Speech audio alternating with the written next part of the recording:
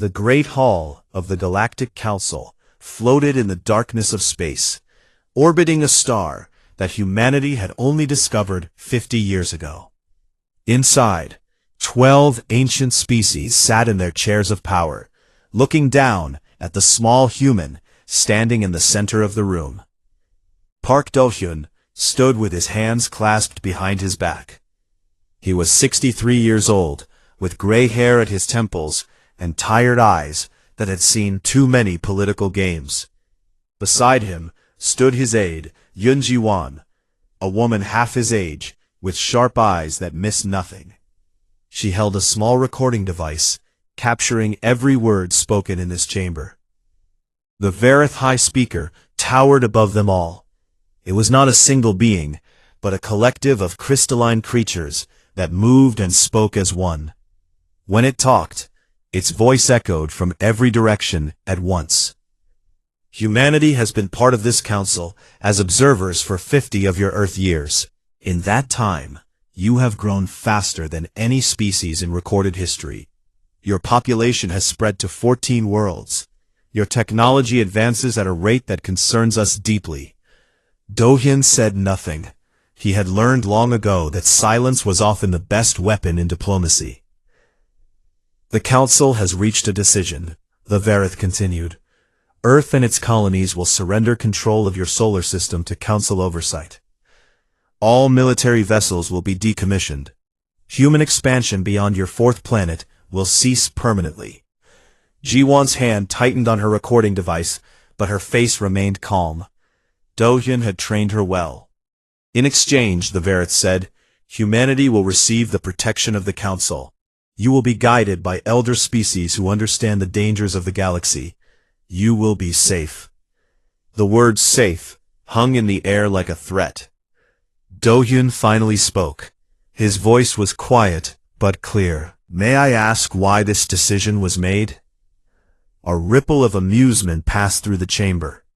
The Kathrani ambassador, an insect-like creature with 6 arms, made a clicking sound that served as laughter. This human wants to know why, it said. How amusing. The Vareth silenced the room with a gesture. Your species grows too quickly. You ask too many questions.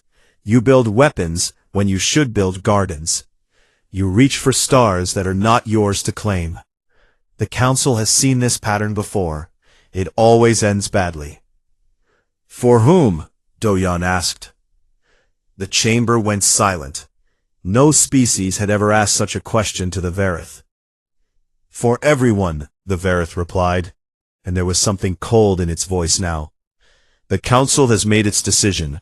You will relay our terms to your government. There will be no negotiation. Do-hyun bowed his head slightly, a gesture of respect that cost him nothing. I will deliver your message to Earth.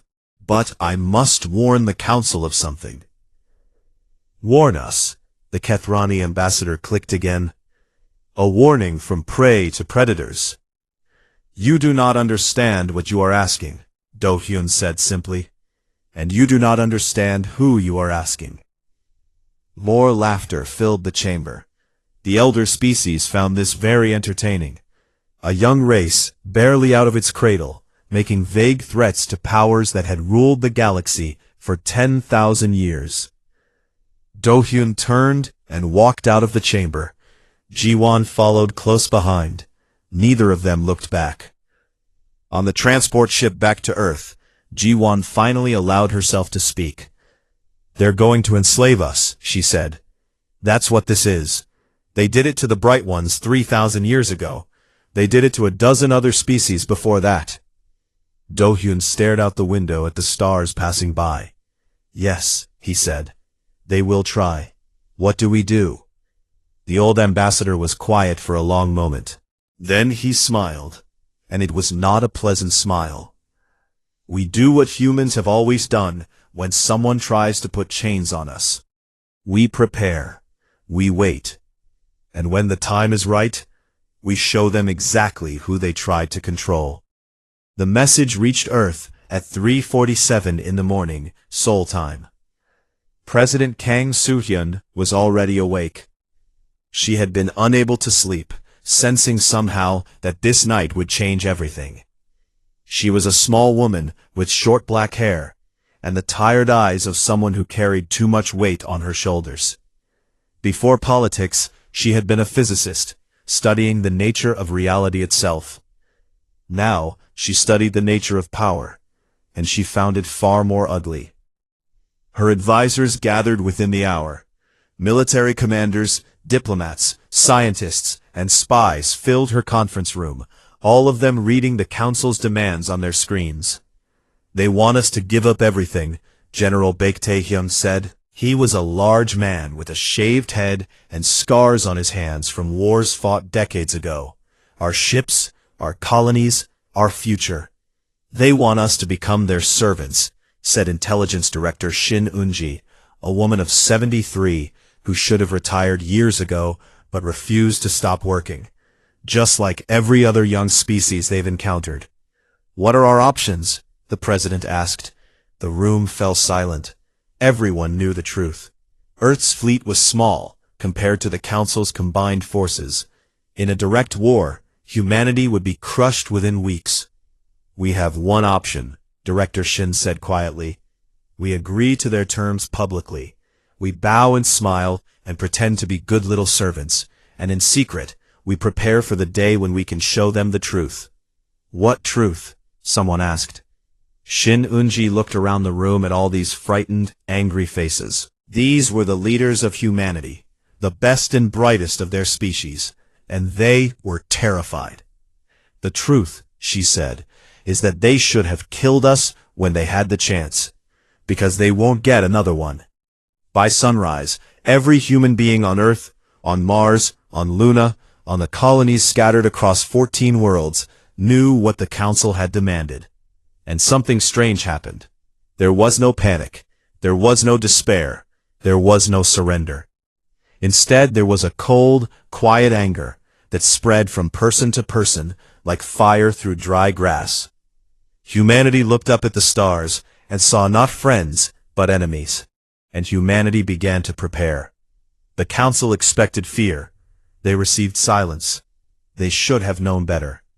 6 months passed after the Council delivered its demands. On the surface, everything appeared exactly as the elder species expected. On Luna Base, General Baek Tae-hyun stood in a massive hangar and watched humanity's warships being powered down one by one.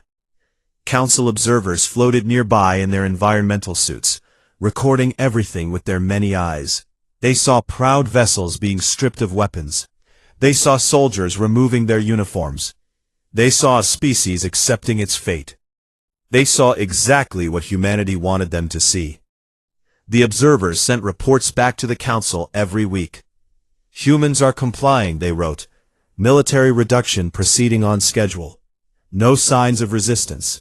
The young species has accepted its place." The Vareth High Speaker read these reports with satisfaction. Perhaps humans were more sensible than other young races. Perhaps this would be easier than expected. But the observers never visited Mars.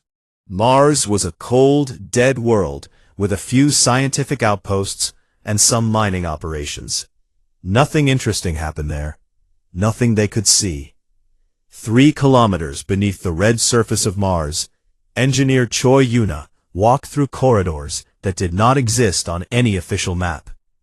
Around her, 3,000 scientists and technicians worked in shifts that never ended, building machines that the Council believed were impossible. Yuna was 41 years old. She had not seen sunlight in 8 months. She had not spoken to her husband in 6 weeks. He was a pilot stationed on Titan, flying cargo ships and pretending to be ordinary, and his messages sat unread in her inbox because she did not have time for anything except the work. The work was called Project Veil, and it had been running in secret for 20 years. "Show me the latest results," Yuna said to her assistant, a young man named Ko Minso, who survived on coffee and determination. Minso pulled up the data on a holographic display. Numbers and graphs floated in the air between them. The new drive prototype reached .7 light speed in testing, he said. No jump gates required. No council technology involved. Yuna studied the numbers carefully. Point 7 was good. Point 7 was better than anything the council had achieved in 1,000 years. But it was not enough. We need faster, she said. When they come for us, we need to be everywhere at once. We need to appear from nowhere and disappear into nothing. We need to be ghosts. We're working on it, Minso said. The alien ruins gave us the theory, but turning theory into reality takes time. The alien ruins, that was the other secret humanity kept from the council. 23 years ago, a mining ship in the outer reaches of the solar system had found something buried in an asteroid. It was a database, left behind by a species called the Valthari. The council had erased the Valthari from history 10,000 years ago, destroying their worlds and killing their people for the crime of growing too powerful. But the Valthari had seen their end coming. They had hidden their knowledge across the galaxy, hoping that someday another young species would find it and finish what they started. Humanity found it, humanity learned, and humanity kept its mouth shut. Back on Earth, Ambassador Park Do-hyun continued to play his role perfectly. He attended council sessions in his formal robes, bowing when expected, speaking only when spoken to. He made small concessions that meant nothing. He apologized for minor violations of protocols that did not matter. The elder species found him amusing, a polite little human who knew his place. They invited him to social functions and asked him questions about Earth's primitive culture. He answered with humility and gratitude, always smiling, always agreeable. None of them noticed that his aide, Yoon Ji-won, spent her free time memorizing the layout of every important building on the council station. None of them realized that every conversation, every meeting, every casual dinner was being recorded and analyzed by intelligence officers back on Earth. In a small apartment in Busan, South Korea, retired Admiral Shin Un-ji sat in a chair by her window and watched the ocean. Her lungs were failing, doctors said. She had maybe 2 years left. She did not care about her lungs. At night, visitors came to her apartment. Young officers in civilian clothes, ship captains on leave, intelligence agents between missions. They sat with her in the darkness and received their orders. The Kethrani are building a new fleet, she told one visitor, a submarine captain named Cho Jae-hyun. 14 heavy cruisers. They plan to use them against colonies in the outer systems. What do you want me to do? Jae-hyun asked. Nothing yet, but memorize their patrol routes, learn their weaknesses. When I give the word, those cruisers need to disappear. Understood. She said the same thing to every visitor. When the time comes, you'll know, and you won't hesitate. Months turned into a year. The year turned into 2. Humanity smiled and bowed and followed the council's rules, and the council grew comfortable. The young species was learning its place. The threat was contained. On Mars, Choi Yuna finally achieved .95 light speed with no jump gate required. She cried for the first time in 2 years, standing alone in her laboratory at 3 in the morning. On Luna, General Baek Tae-hung quietly moved decommissioned weapons systems to hidden storage facilities carved into the moon's far side. On Titan, a pilot named Jang Soon-ho flew cargo routes and mapped every asteroid field and moon in the outer system, preparing escape routes and ambush points that might be needed someday. And in Busan, Admiral Shin Un-ji watched the ocean and waited. She had waited most of her life for this moment.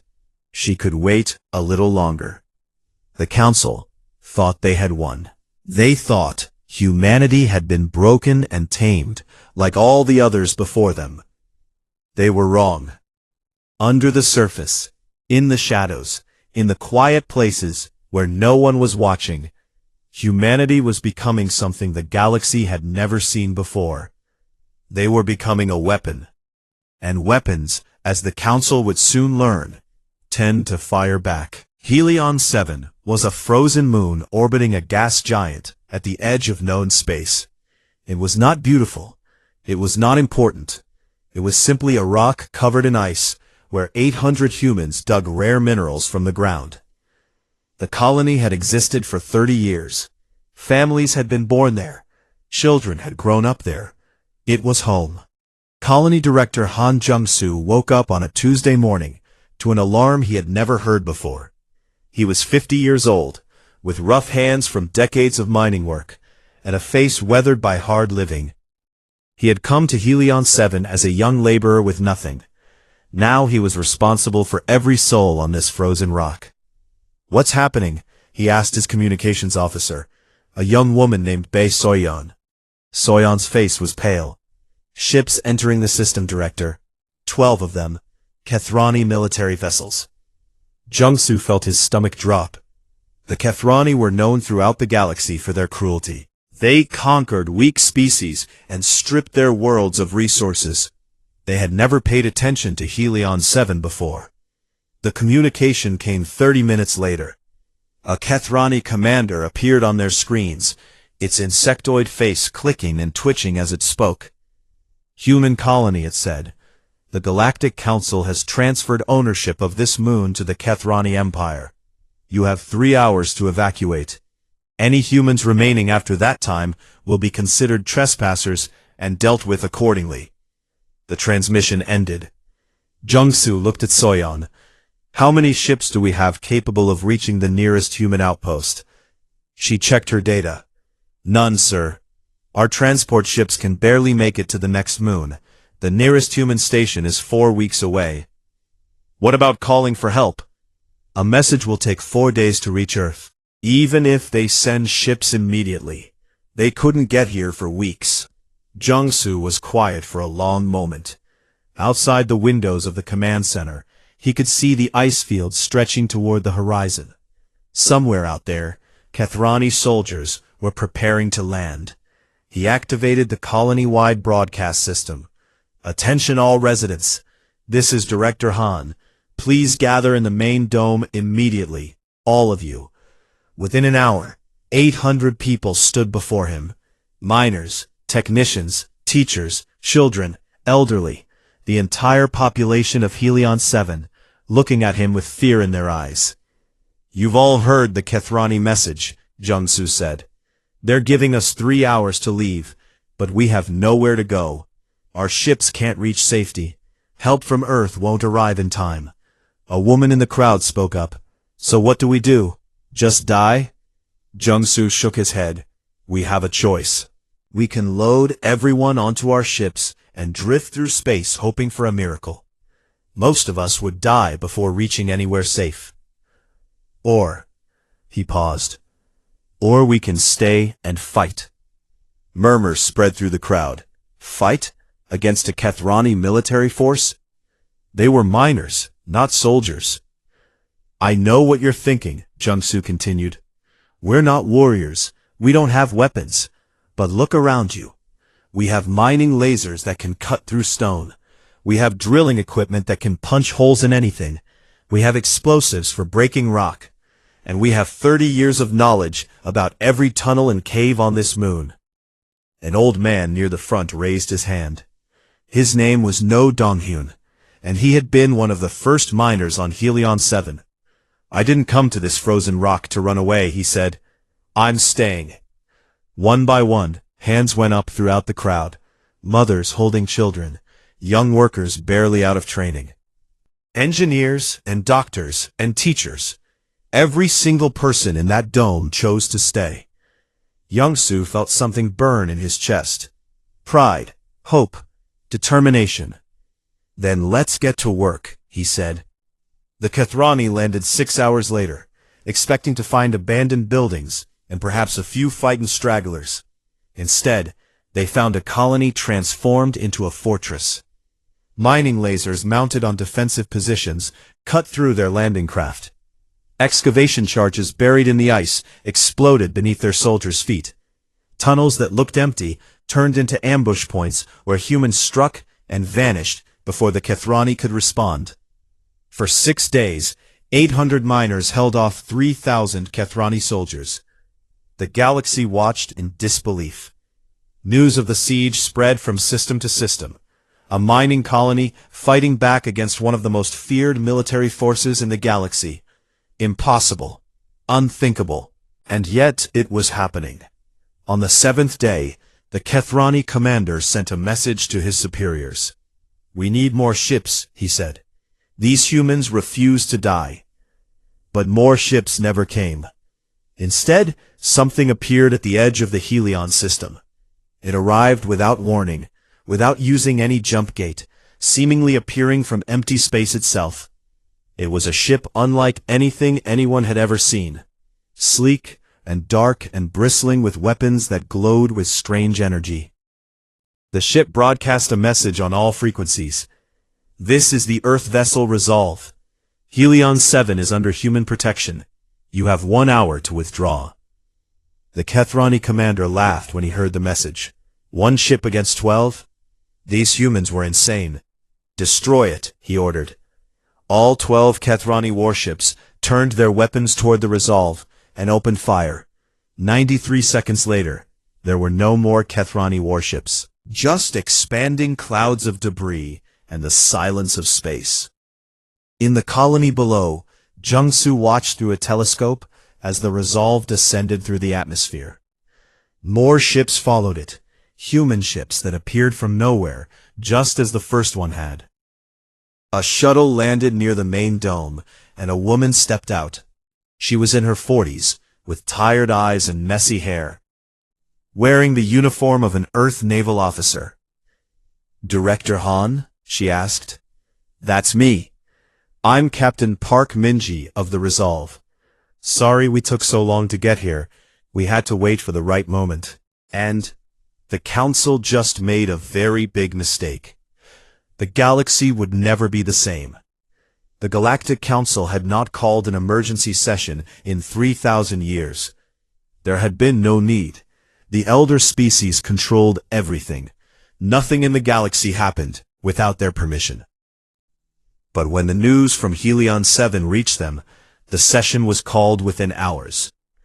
The Vareth High Speaker stood at the center of the great chamber, its crystalline form flickering with colors that expressed emotions no human could read. Around it, ambassadors from all 12 elder species argued and shouted in languages that filled the air with strange sounds. "Impossible," the Kethrani ambassador clicked. "1 human ship destroyed our entire fleet. This cannot be. They must have had help from another power."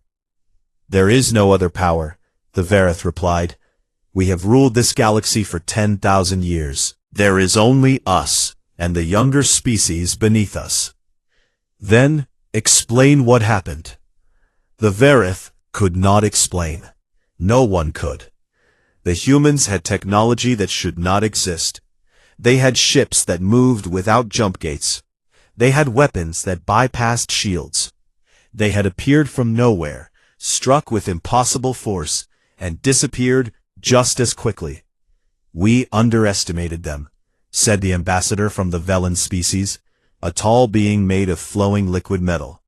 "We gave them 50 years to watch us, to learn from us.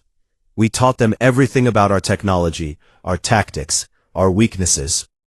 They are still just one species," the Kethrani argued. "They have perhaps 100 ships. We have 40,000. Numbers will win." The Vareth was silent for a long moment. Then it spoke the words that had not been spoken in thousands of years. "We vote for war. Total war. The destruction of the human species." One by one, all 12 elder species voted yes. The greatest fleet ever assembled in galactic history gathered over the following weeks. 40,000 warships from 17 different species, all united by one goal: the complete destruction of humanity. They moved toward Earth's solar system like a storm moving across the sky. In the human colonies, people looked up at the stars and knew what was coming. On Earth, President Kang Soo-hyun made preparations. Not for surrender, not for evacuation, for the moment she had been preparing for since that night 3 years ago when the Council's demands first arrived. She stood in her office, alone, recording a message that would be broadcast to the approaching fleet. Outside her window, the city of Seoul continued its daily life. Children went to school. Workers went to offices. Life continued, because humans had learned long ago that fear was a choice. "My fellow citizens of Earth, and all human colonies," she said, "the Council has sent its fleet to destroy us. They believe we are weak. They believe we are afraid. They believe we will break." She paused and looked directly into the camera. "They are wrong." The Council fleet reached the edge of the solar system on a Tuesday morning. The admirals aboard their flagships expected to find a small human defensive force, perhaps 100 ships at most. They expected a quick battle, and then the systematic destruction of Earth and all its colonies. What they found instead was Admiral Shin Eun-ji sitting in the command chair of the flagship Defiance, leading 112 human vessels arranged in a defensive formation near the orbit of Neptune. The fleet commander, a Kethrani general named Tarkith, laughed when he saw the human force. "They send toys against our armada," he said to his officers. "This will be finished within the hour." Then President Kang's message began broadcasting to every ship in the Council fleet. "You see before you 112 vessels," she said. "You believe this is all we have. You are mistaken." Space itself began to change. What had looked like empty darkness started to ripple and fold. Points of light appeared where none had been before. Ships emerged from those points, one after another, filling the space around the Council fleet, like stars appearing at sunset. Not dozens of ships, not hundreds, thousands. Human vessels of every size materialized from nothing, surrounding the Council armada on all sides. Sleek destroyers, massive battleships, carriers launching fighters that moved faster than anything the Council had ever built. "We have spent 50 years learning from you," President Kang continued, "understanding your technology, your tactics, your arrogance.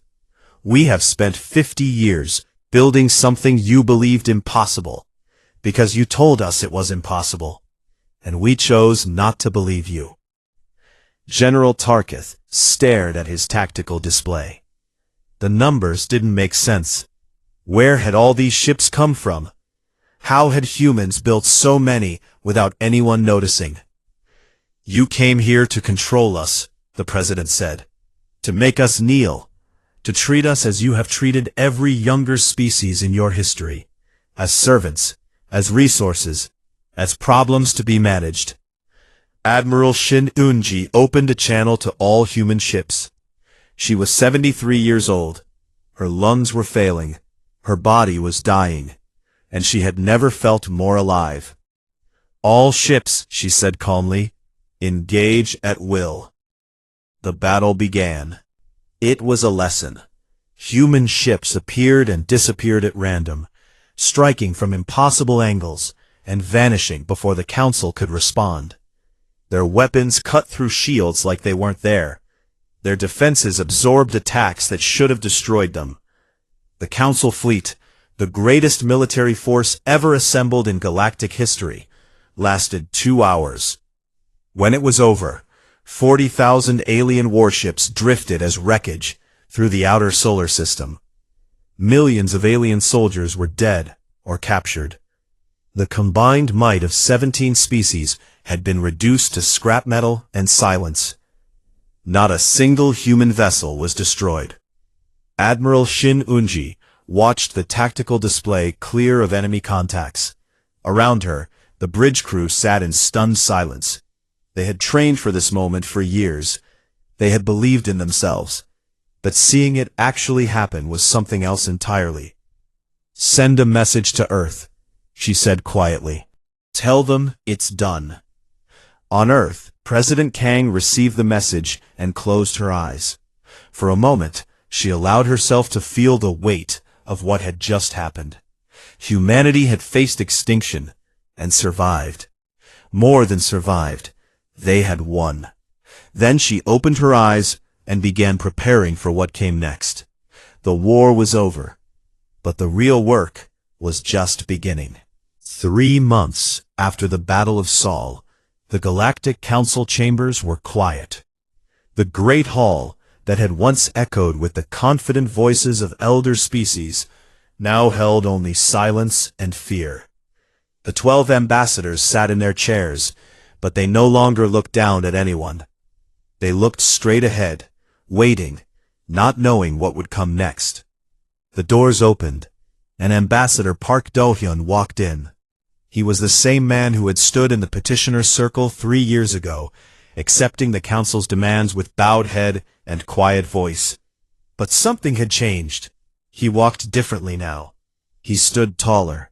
His eyes held a light that had not been there before. Instead of going to the petitioner's circle, he walked directly to the central table, where only the 12 elder species had ever sat for 10,000 years. He pulled out a chair and sat down. No one said a word. "You asked us to surrender," Do-hyun said quietly. His voice was calm, almost gentle. "We declined." The Vareth High Speaker's crystalline form flickered with pale colors. Fear, uncertainty, things it had never felt before. "What do you want?" the Vareth asked. "Revenge? Our destruction? Take whatever you want. We have nothing left to bargain with." Do-hyun shook his head slowly. "You still don't understand us, even now, even after everything that has happened." He stood and walked to the great window that looked out over the stars. For a moment, he simply stared at the endless darkness, spotted with distant lights. "For 10,000 years, you ruled this galaxy through fear," he said. "Species that grew too strong were destroyed. Species that asked too many questions were silenced. You erased entire civilizations from history because you were afraid of what they might become." The Kathrani ambassador started to speak, but Do-hyun continued without pausing.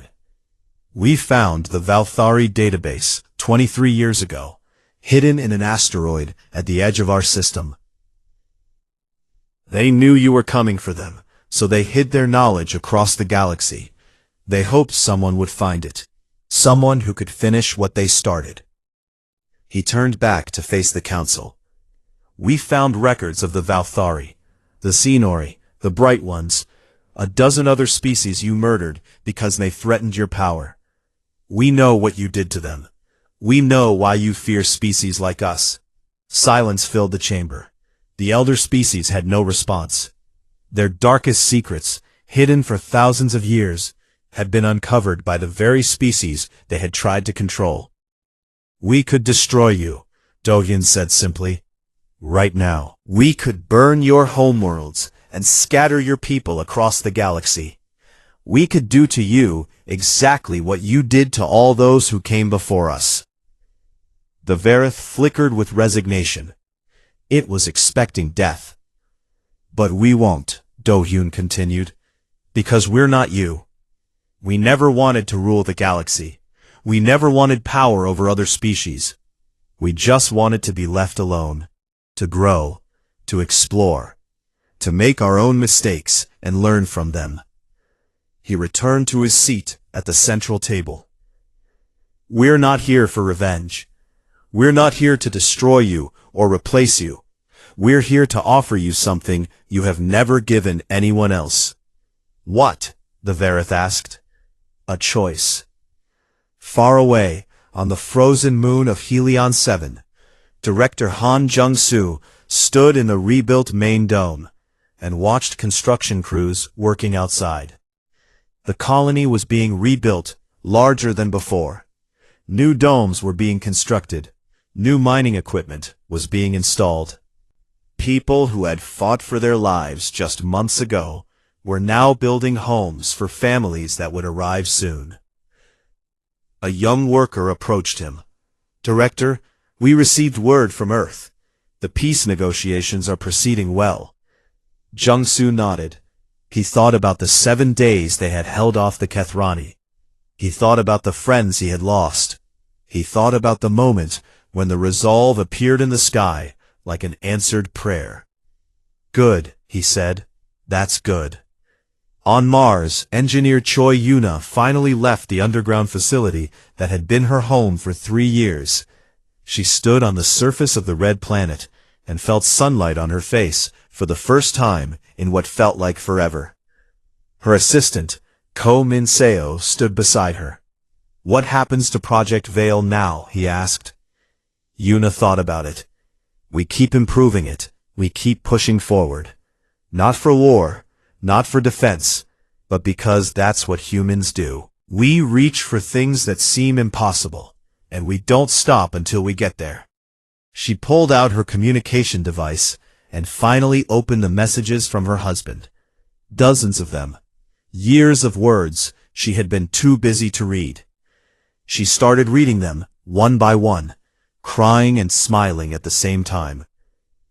In Busan, Admiral Shin Unji sat in her garden and watched the sunrise.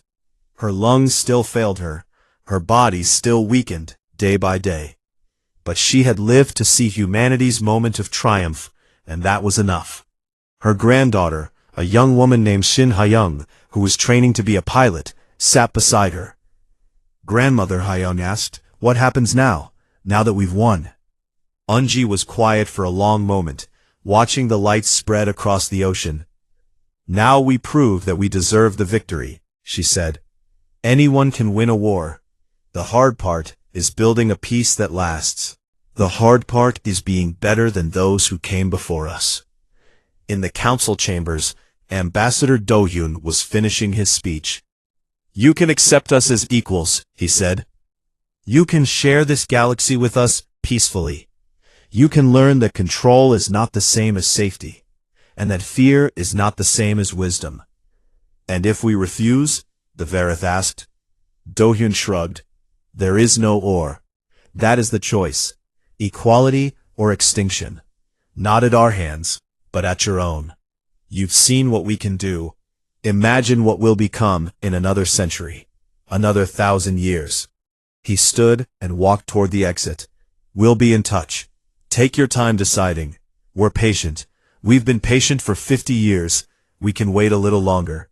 At the door, he paused and looked back at the 12 elder species sitting in silence.